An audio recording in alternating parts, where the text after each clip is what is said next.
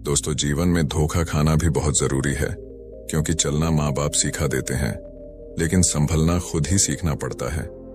जिंदगी बहुत छोटी है, इसलिए किसी इंसान का पीछा करने से कई गुना बेहतर है अपने सपनों को पूरा करना। जिंदगी हंसते रहो, इसलिए नहीं कि आपके पास हंसने का कारण है, इसलिए क्योंकि दुनिया को रत्ती भर फर्क नहीं पड़ता आपके आंसुओं से। चील की ऊंची उड़ान देखकर चिड़िया कभी डिप्रेशन में नहीं आती, मगर इंसान की ऊंची उड़ान देखकर इंसान खुद बहुत जल्दी डिप्रेशन में आ जाते हैं। अक्सर हम जीवन में सोचते हैं कि हमने जीवन में ऐसा कोई पाप नहीं किया, फिर भी हमारे जीवन में इतना कष्ट क्यों आया। यह कष्ट और कहीं से नहीं, बल्कि लोगों की बुराई करने के कारण उनके पाप कर्मों से आया होता है, जो बुराई करते ही हमारे पास आ जाता है। बहुत समय पहले की बात है, एक गांव में एक गरीब पंडित अपनी पत्नी के साथ रहता था। एक दिन की बात है, पंडित कुछ काम के लिए शहर गया था, तो वह अब अपने गांव जा रहा था। तब उसने देखा कि रास्ते में एक चिड़िया एक रोटी को पकड़कर एक खेत में खाने की तैयारी कर रही थी। तभी पंडित ने चिड़िया की चोंच से वह रोटी छीन ली। मुंह का आहार छिन जाने पर चिड़िया ने निराश होकर आकाश की तरफ देखते हुए कहा, दूसरे को दुख देना अच्छी बात नहीं है। उस दिन चिड़िया बहुत निराश हो गई। बाद में चिड़िया जब रोटी के बारे में सोचती तो पंडित को श्राप देते हुए कहती है, जिस तरह तुमने मुझे निराश किया, तुम भी उसी तरह एक दिन निराश होगा। रोटी के बारे में सोचते सोचते चिड़िया ने कुछ दिनों तक कुछ नहीं खाया और भूख के वह मर गई, जबकि पंडित वह रोटी को अपने घर ले गया और खुशी के साथ रोटी को खा लिया। कुछ दिनों के बाद पंडित के घर एक पुत्र का जन्म हुआ।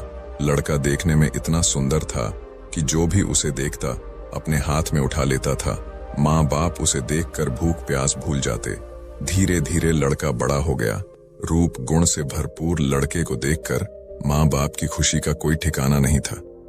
लड़का इतना प्यारा था कि माँ बाप उसके बिना एक पल भी नहीं रह पाते थे। लड़का जब युवक बन गया, तभी विधाता की विडंबना के चलते निष्ठुर काल ने पंडित और उसकी पत्नी की खुशी छीन ली।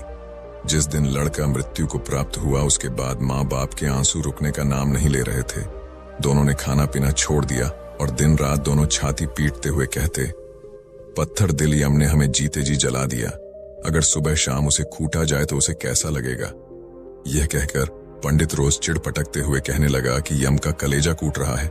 पंडित को इस तरह रोते देख एक दिन यम ने पंडित के सपने में कहा, तुम जो सिर पटकर रो रहे हो, बेटे के लिए रो रहे हो। उस बेटे को देख पाओगे तो तुम्हें मेरी बात माननी होगी। कल तुम भीतर से दरवाजा बंद करके अपने पूजा घर में सोना और 2 दिन तक किसी को भी वहां जाकर तुम्हें जगाने देना नहीं है। अगले दिन ब्राह्मण ने सपने के बारे में विस्तार से अपनी पत्नी को बताया और यम के कहे अनुसार पूजा घर के पास जाकर सो गया।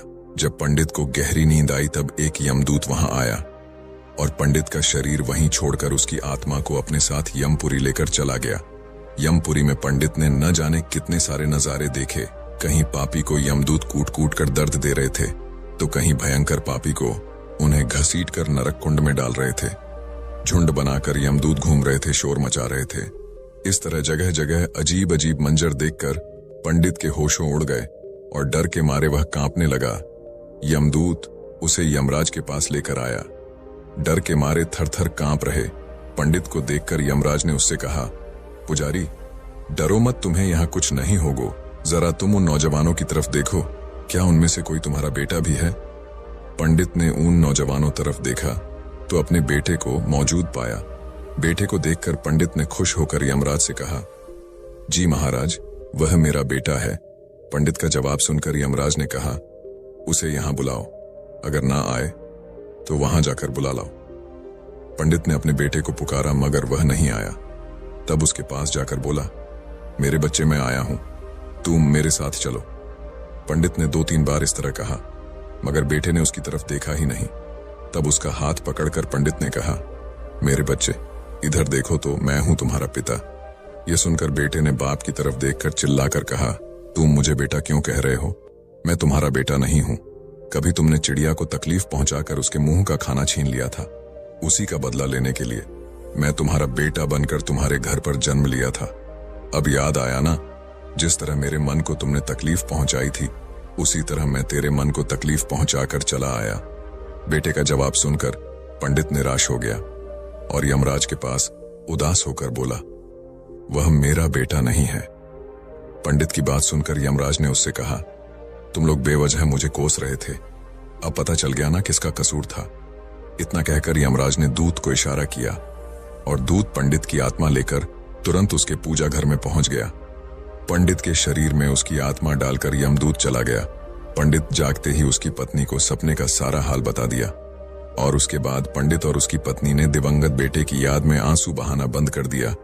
किसी को बुरा बोलना, चुगली करना, बुराई करना, जलन व ईर्ष्या का भाव रखना, यह सब आपकी तरक्की व खुशियों को रोक देते हैं, आपके जीवन में गहरा प्रभाव डालते हैं। कर्म एक ऐसी जगह है जहां हमें उसे बुलाने की जरूरत नहीं पड़ती। हमने जो पकाया होता है हमें वही मिलता है। कर्म आखिरकार सामने आता है, जैसा बोओगे वैसा ही काटोगे, जल्द ही या बाद में। एक गांव में 2 कुत्ते रहते थे। दोनों आपस में गहरे और अच्छे मित्र थे। साथ साथ रहते और साथ सोते थे। उनमें से एक कुत्ता का काला था तो उसका नाम कालू था, दूसरा कुत्ता लाल था तो उसका नाम लालू था।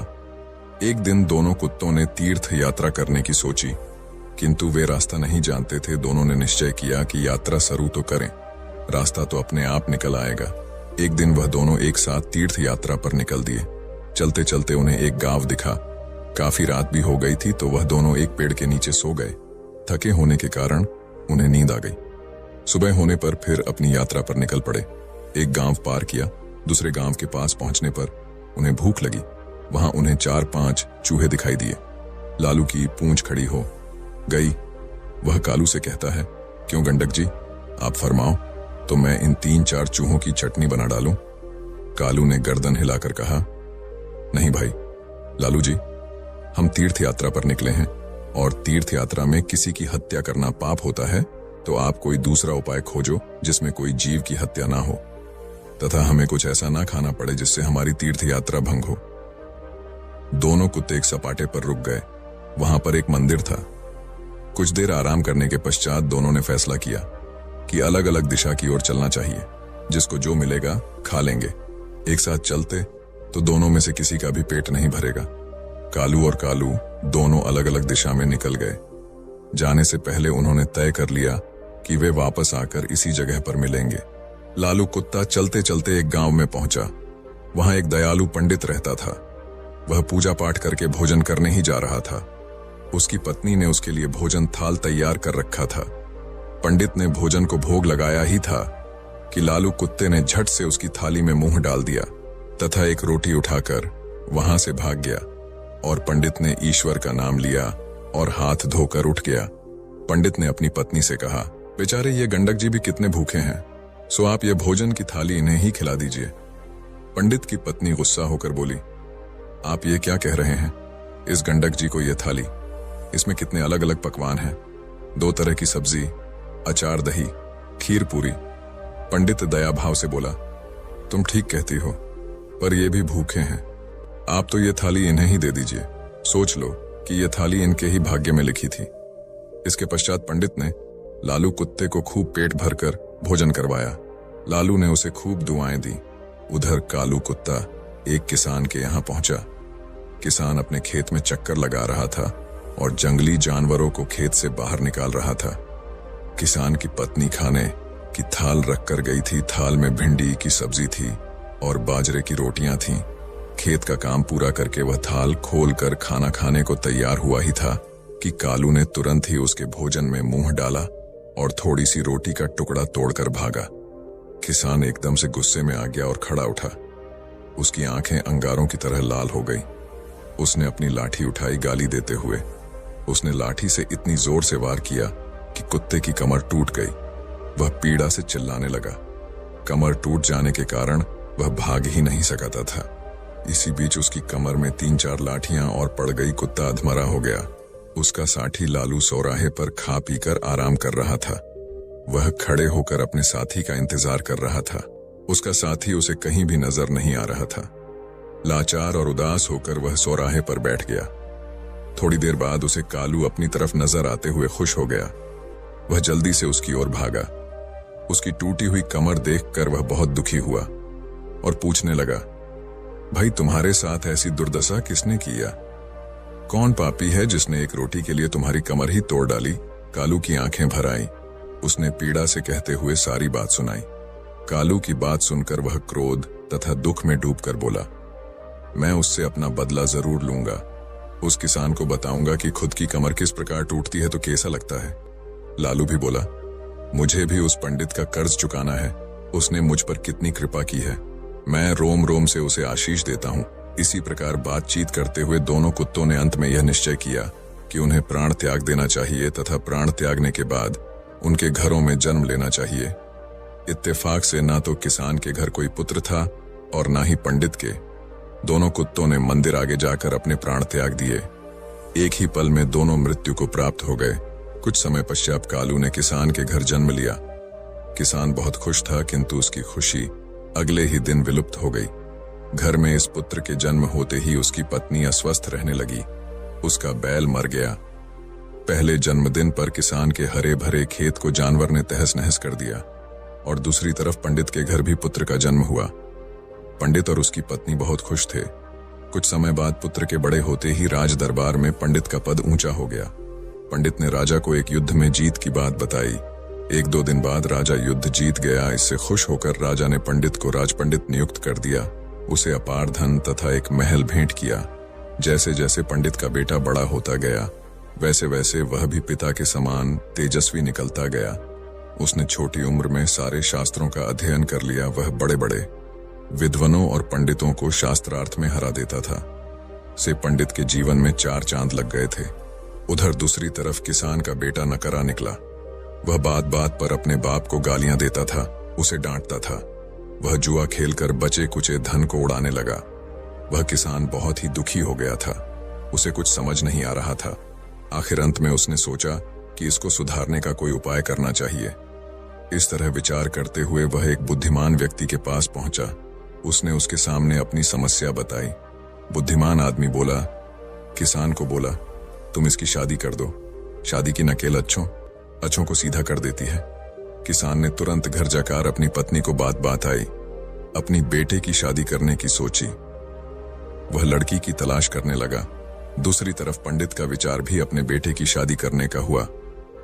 उसने भी अपने बेटे के लिए लड़की की तलाश की। कुछ दिनों बाद पंडित के बेटे का एक कन्या से उसका विवाह हो गया। उसके बेटे की पत्नी भी सुशिक्षित थी। उसके आते ही घर को स्वर्ग बना दिया। उसके बाद किसान ने भी अपने पुत्र का विवाह करा लिया। शादी बड़े अच्छे से हो गई। शादी के अगले दिन ही उसका बेटा अचानक चल बसा। उसकी पत्नी रोने लगी। वह किसान बेहोश हो गया। होश में आते ही वह दीवार से सिर मार मार कर रोने लगा और चिल्लाने लगा, हाय मेरा बेटा, मेरी कमर तोड़कर चला गया। पंडित का बेटा उसी गांव में कथा कह रहा था, इस संसार में जो जैसा कर्म करता है उसे वैसा ही फल प्राप्त होता है। किसी भी व्यक्ति को 2 रंगों में कर्म फल मिलता है। कर्म आखिरकार सामने आता है, जैसा बोगे वैसा ही काटोगे। जल्द ही या बाद में ब्रह्मांड आपको वो परोस देगा जिसके आप हकदार हैं।